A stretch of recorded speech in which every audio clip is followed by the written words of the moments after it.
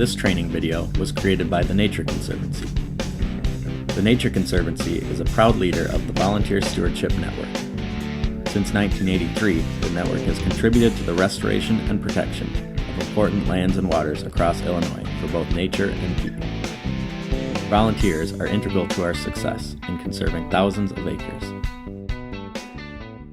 All right, a few in-the-field tips while using these tools.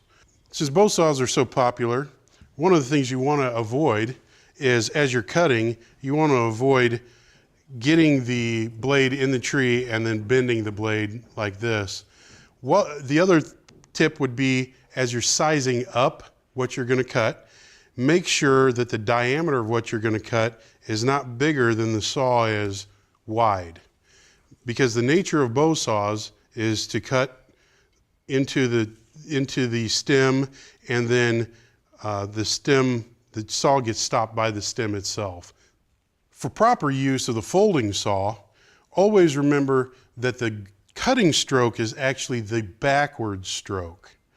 So you're cutting the wood as you're pulling back. Never force down and try to cut the wood as you're moving the blade forward.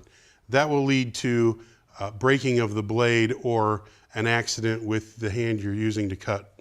One key tip to keep in mind when you're using loppers is, once you've started cutting into that branch, and even the largest loppers, you should never try to cut over a 2.5-inch diameter branch.